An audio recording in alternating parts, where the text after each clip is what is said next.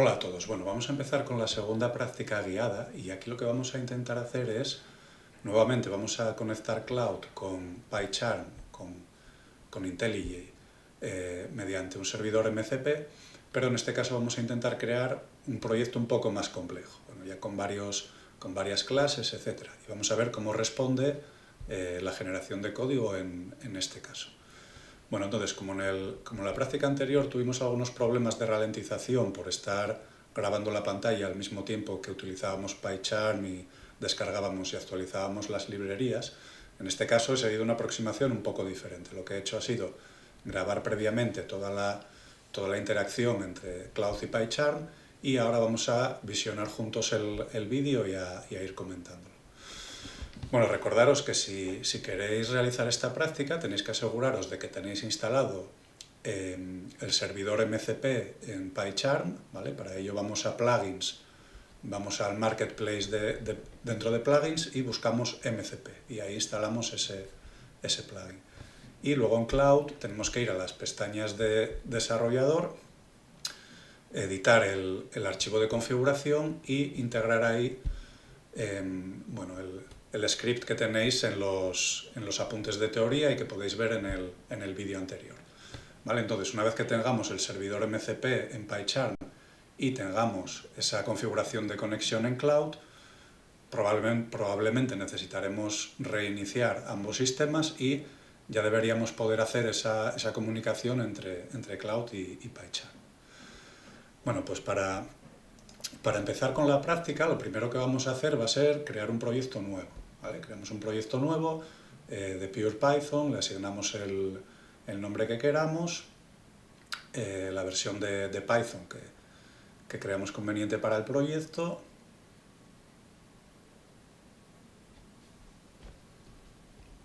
Bueno, vamos a ir, seleccionamos esa versión de Python y aceptamos. Bueno, en este caso yo ya tenía un proyecto con ese nombre, por lo tanto acepto y me carga ese proyecto, pues bueno, donde tenía simplemente pues el código del ejemplo anterior, ¿no? Pues, curiosamente le había dado el mismo nombre al proyecto. Bueno, en este caso daría igual que ya tendríamos aquí las librerías instaladas, pero bueno, algunas de ellas, pero daría igual crear un proyecto nuevo o hacerlo en el de la práctica anterior. Aquí en este caso yo lo que hice fue crear otro archivo porque inicialmente pensaba crear ahí toda la estructura del proyecto, pero bueno, ya vais a ver lo que pasa cuando le pido a Cloud que lo haga. Bueno, en este caso lo primero que hago es preguntarle si tiene acceso al proyecto y efectivamente nos dice que este proyecto contiene 3 archivos. Bueno, aquí simplemente le estoy preguntando por algún dataset que podamos utilizar para hacer un ejemplo de clasificación y aquí me está comentando pues, los que vienen en algunas librerías de Python que podemos utilizar por defecto, ¿vale? Sin necesidad de descargarnos nada adicional. Y entonces aquí ya es donde introducimos el prompt para crear el proyecto, ¿vale? Lo que le voy a pedir es un modelo para clasificar en el proyecto FashionMinist, que es un dataset que contiene prendas de ropa en 10 categorías. ¿Vale? Vamos a tener 10 categorías diferentes, pues por ejemplo, pantalones, zapatos, abrigos, camisetas, etc. Vamos a decirle que utilice PyTorch y considero que para proyectos de investigación PyTorch nos da mayor control sobre lo que estamos haciendo. Y aquí veis que ya le damos algunas indicaciones sobre el proyecto. Bueno, aquí simplemente le digo que no se complique mucho con la arquitectura porque sí que es verdad que normalmente pues, tiende a hacer un poco de spaghetti code, a generar más archivos de la cuenta y le pido que utilice patrones de diseño para que el proyecto sea fácil de mantener.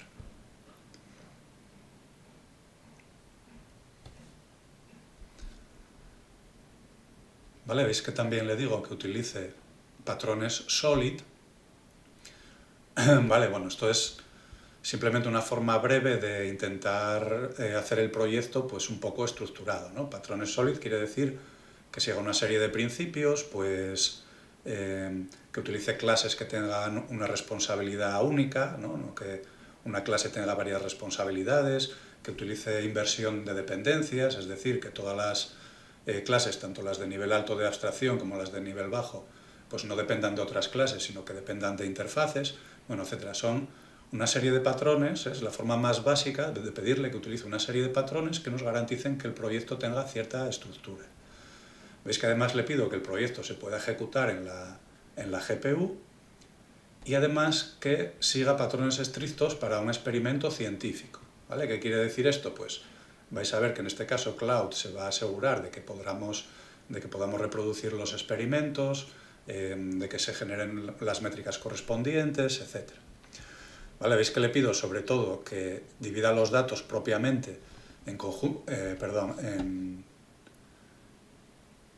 conjuntos de entrenamiento, validación y test. Esto es, como siempre os digo en casi todos los vídeos, es una de las partes más importantes para validar que un experimento científico con Deep Learning se puede comparar con otros experimentos, se puede publicar, se puede validar científicamente, es utilizar propiamente los conjuntos de entrenamiento, validación y test. ¿Vale? Es súper importante coger los datos y particionarlos en conjuntos disjuntos y utilizarlos adecuadamente. Y luego, por último, veis que antes de empezar le pido que nos proponga la estructura del proyecto, ¿vale? Es decir, que no empiece a programar directamente, sino que nos proponga dentro de Cloud una estructura del proyecto que nosotros podamos validar antes de que plasme todo eso en la herramienta de programación. Bueno, aquí veis un poco la estructura que nos está proponiendo, ¿vale? Veis que nos propone crear varias carpetas y dentro de esas carpetas crear varios archivos, ¿vale? En principio parece que está todo muy bien estructurado.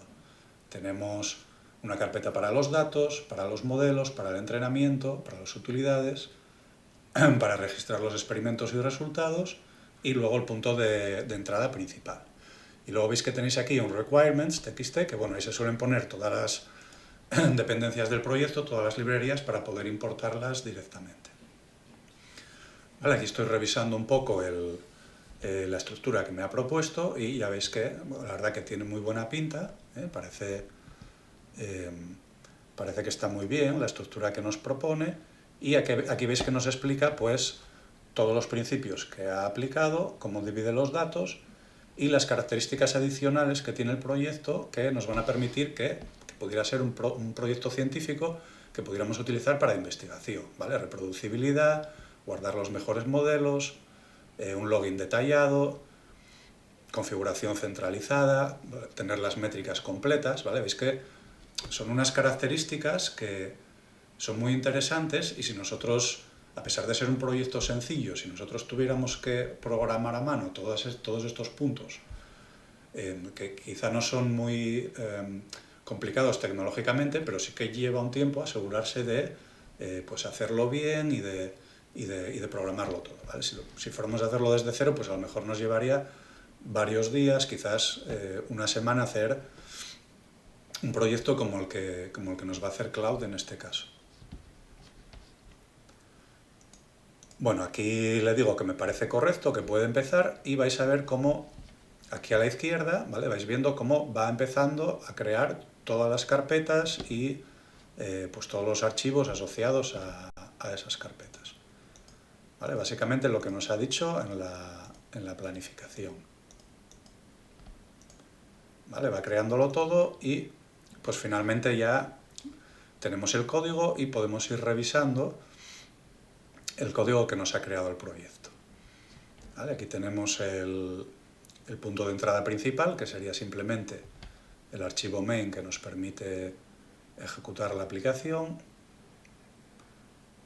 Bueno, pues ahí veis que se establece una semilla para reproducibilidad, se configura la GPU, se preparan los datos, los splits de entrenamiento, validación y test. Y bueno, pues aquí tenéis cómo se configura, ¿vale? Veis que tenemos un archivo de configuración donde tenemos todos los hiperparámetros detallados y podríamos modificarlo.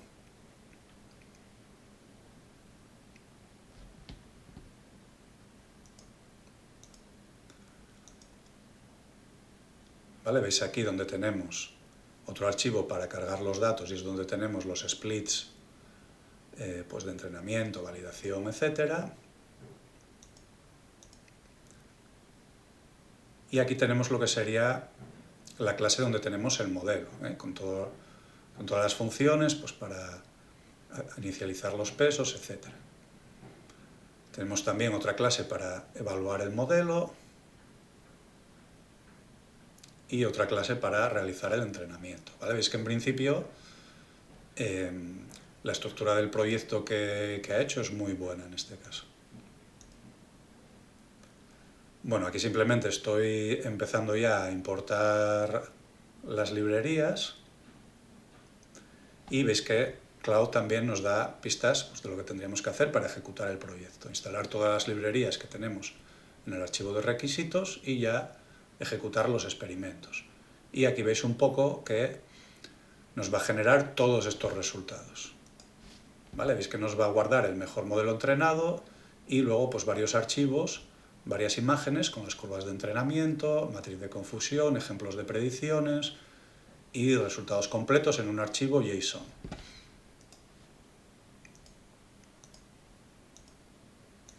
Bueno, aquí simplemente estoy revisando todos los archivos que se han generado, entonces vamos a pasarlo. Aquí tenéis el README, que es readme.md, que es un archivo que va a contener toda la descripción del proyecto, ¿vale? Tanto de las características como de la estructura. Esto es importante porque si posteriormente queremos utilizar cualquier LLM para trabajar sobre el proyecto, es mucho más eficiente pedirle que se lea este archivo donde tenemos un resumen a que investigue todos los archivos del proyecto, porque eso nos va a consumir mucho contexto dentro del modelo del lenguaje, ¿vale? Hacerle que revise todos los archivos individualmente. Entonces, normalmente lo que se hace es poner estos archivos que son pues readme.md o cloud.md, que contiene toda la información del proyecto.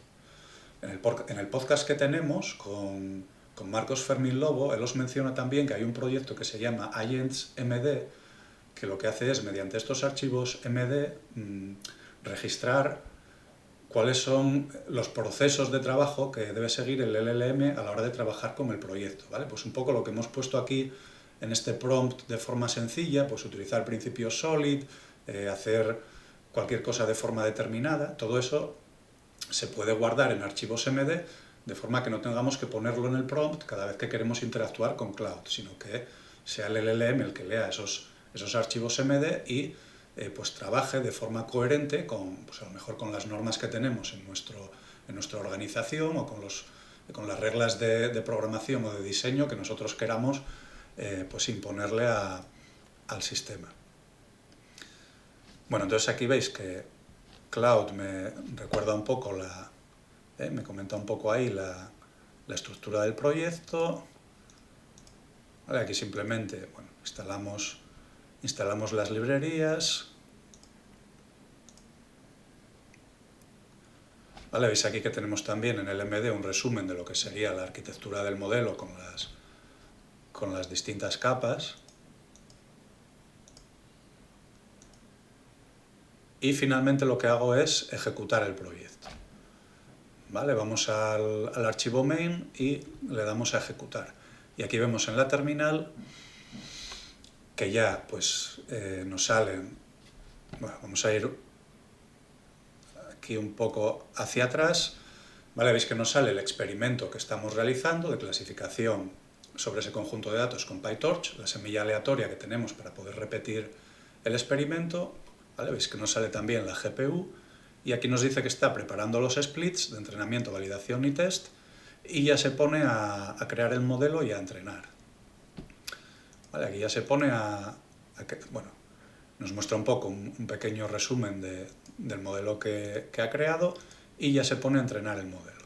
¿Vale? Aquí veis que ya tenemos el entrenamiento.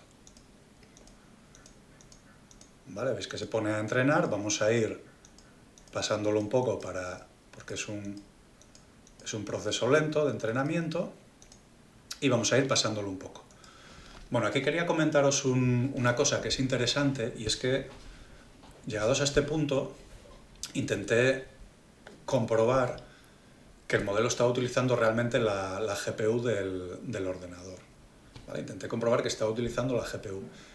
Y bueno, viendo aquí en el administrador de tareas la carga de la CPU y la GPU, tuve dudas, porque como veis, la CPU está al 40%, la GPU al 12%, entonces me dio la impresión de que podían no estar utilizándose, porque bueno, normalmente cuando utilizas estos proyectos y se ejecutan en la CPU, muchas veces la carga llega al 99%, ¿vale? Es un trabajo muy intensivo. Y pues me dio la impresión de que la CPU estaba más alta que la GPU, ¿vale? Entonces le voy a pedir a Cloud que me compruebe que realmente se está utilizando la GPU.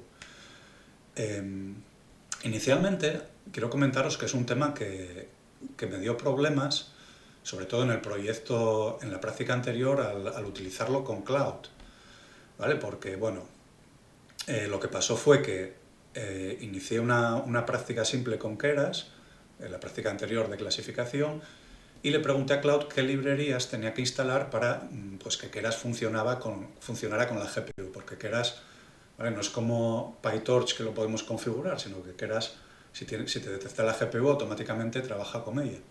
Entonces, lo que pasó, básicamente para resumíroslo, porque fue un proceso de varias horas, es que Cloud me recomendaba instalar distintas librerías, ¿no? Me recomendaba instalar distintas librerías, la GPU seguía sin funcionar y pues Cloud me decía, bueno, es que esta librería nueva a lo mejor no es compatible con esta otra que ya tenías, mejor desinstala esta, prueba a instalar con esta otra, etc.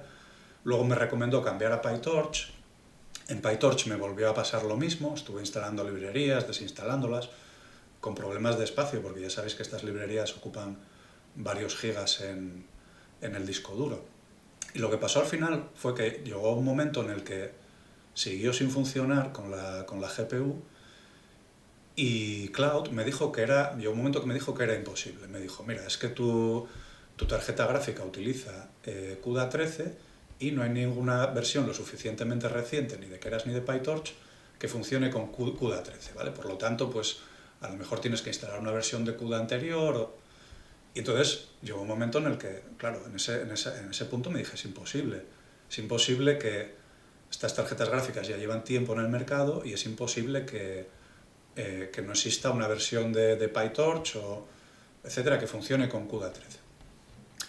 Vale, entonces lo que decidí fue dejar de trabajar con Cloud, me puse, digamos, a buscar en Google a la vieja usanza y pues, en 5 segundos ya encontré pues la librería que tenía que instalar para funcionar con CUDA 13, con PyTorch, etcétera, funcionando todo bien.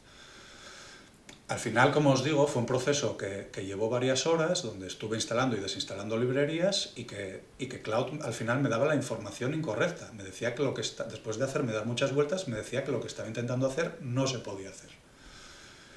Vale, entonces, ¿cuál es la conclusión que hay que sacar de todo esto? Que aunque veáis procesos que funcionan bien, como la práctica que estamos mostrando hoy en pantalla, normalmente, como os digo, pues es con cosas que son muy estándar, con conjuntos de datos que ya existen, con algoritmos clásicos o modelos clásicos como este de clasificación.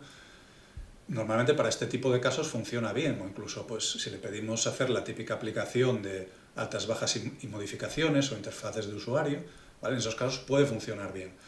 Pero en el momento que pedimos algo más avanzado, como proyectos de investigación, algún tema de hardware más complejo, como este de instalación de librerías, etc., podemos meternos en una madriguera de conejo en la que pues, nos puede empezar a hacer dar vueltas, a intentar engañarnos, etc. Entonces, pues hay que ser un poco conscientes de las limitaciones que tienen todavía estos sistemas.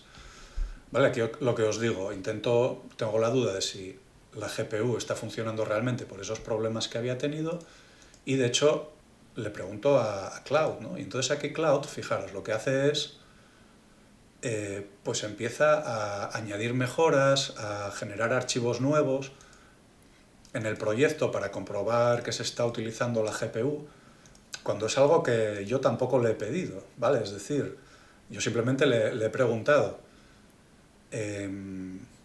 ¿Veis? Aquí nuevamente le pregunto por la librería para ver si me dice lo mismo que el día anterior, ¿vale? Para ver si me vuelvo a repetir el mismo error de del día anterior. ¿Vale? Pero es un poco lo que os decía. Creo que me llega a recomendar incluso instalar CUDA 12 en algún punto, cuando yo lo que necesito es CUDA 13. Vale, entonces, aquí sería importante también lo que decíamos, tener el proyecto configurado en un repositorio para que cuando Cloud me cree, por ejemplo, en este caso, todos estos archivos, install GPU, etcétera, o GPU config advance, que los ha creado ahora sin habérselo pedido yo, poder hacer un rollback y poder volver a la configuración anterior que tenía del proyecto. ¿Vale? Entonces, en este caso sería importante, tenemos que tener cuidado de cuando tenemos esta conversación, pues estar guardando las modificaciones en el repositorio si estamos contentos con ellas antes de continuar la conversación con Cloud, ¿vale? Porque pensar que en cualquier momento podemos necesitar hacer un rollback de la información que tenemos en el proyecto y volver al estado anterior. Bueno, aquí simplemente, mira, veis, aquí ya le comento que yo tengo CUDA 13 y aquí me dice otra vez que necesito ajustar la instalación de PyTorch. Bueno, aquí yo, como ya conozco este problema, pues estoy un poco, ya como os digo, intentando verificar a ver si vuelve a caer en el mismo error que el día anterior. Vale, de todas formas, finalmente la aplicación sí que estaba funcionando con la GPU. Vale, sí que estaba funcionando con la GPU. Bueno, pues vamos a ir ya a donde finaliza el entrenamiento. ¿Vale? Vamos a ir a la parte donde finaliza el entrenamiento.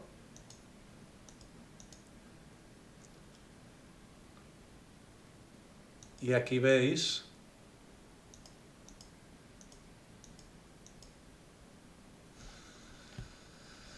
bueno, veis cómo nos registra.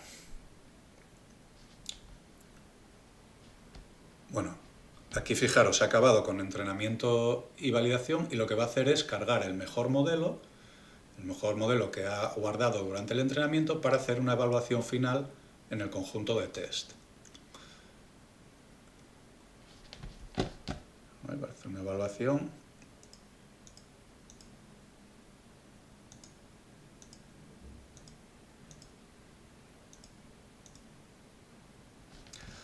Vale, y aquí veis ya finalmente la evaluación final en el conjunto de test.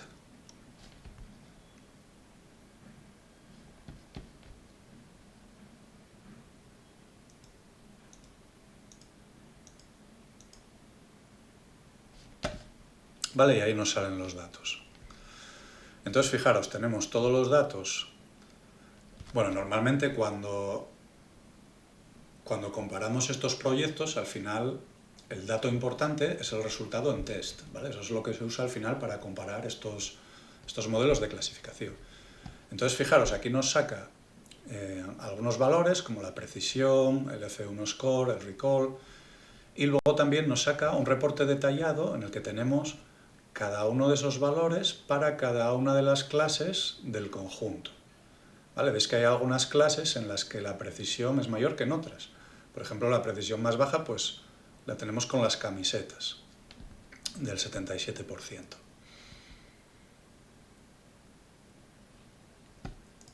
Bueno, luego veis que nos genera las visualizaciones.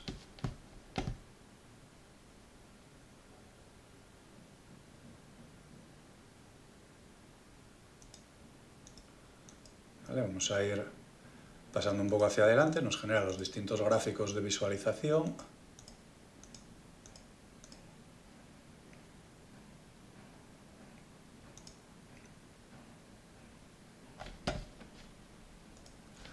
Vale, y aquí tenemos las métricas, todas las métricas de test. Bueno, luego tenemos aquí un informe sobre el uso de memoria. ¿Vale? Veis que al final parecía que no se utilizaba la GPU pues porque es un experimento que utiliza muy poca memoria, ¿no? Es un experimento relativamente sencillo que utiliza poca memoria en la GPU. Bueno, pues aquí vamos a revisar un poco los distintos gráficos, los distintos las distintas imágenes que nos ha creado el proyecto.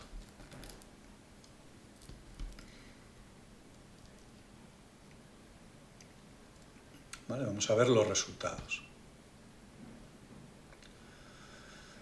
Bueno, entonces aquí tenéis la matriz de confusión, que lo que nos indica es, bueno, pues cuál es la predicción o pues dónde acierta o dónde se confunde el modelo. ¿Vale? Como veis,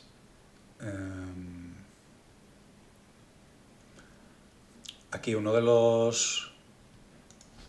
A ver... Bueno, una de las mayores confusiones es entre abrigo y entre vestido. ¿Vale? Veis que aquí...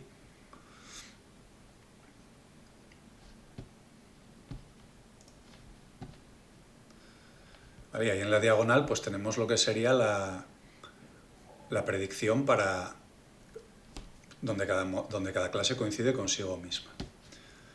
Bueno, aparte de eso, es muy interesante el archivo JSON que nos ha generado, donde tenemos todos los datos de configuración, ¿vale? Veis que tenemos guardados todos los datos de configuración, la arquitectura y el historial con las pérdidas durante las distintas etapas de entrenamiento.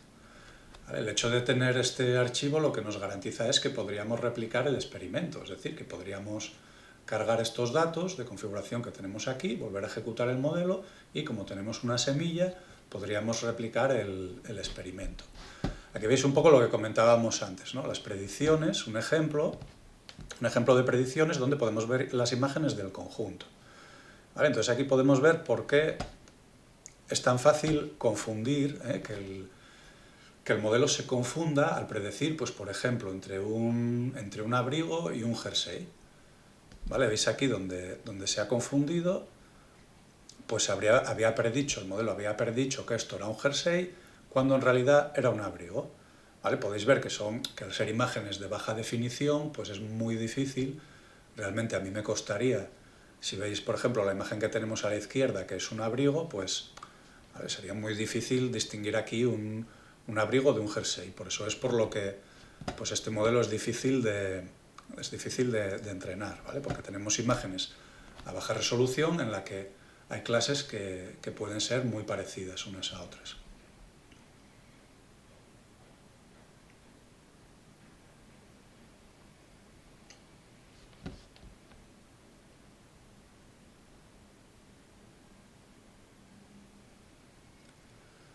Bueno, y luego aquí tenéis la evolución de la pérdida y la precisión a lo largo del entrenamiento, pues con los conjuntos de entrenamiento y de validación.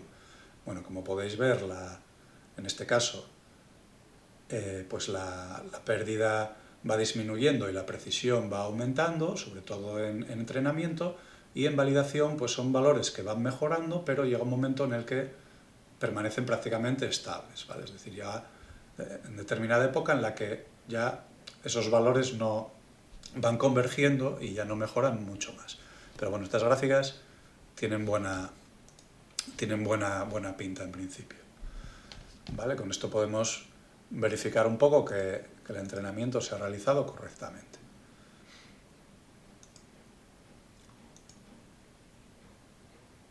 Bueno, aquí estoy un poco ejecutando los archivos que me ha creado Cloud para verificar que se utiliza la GPU. Pero bueno, este sería un poco el resumen y la forma de crear un proyecto de clasificación sobre el conjunto MNIST usando Cloud. Vale, entonces, recapitulando un poco, como veis, este sistema nos ha permitido crear un proyecto pues ya medianamente complejo, donde tenemos distintos archivos siguiendo patrones de diseño muy bien estructurado,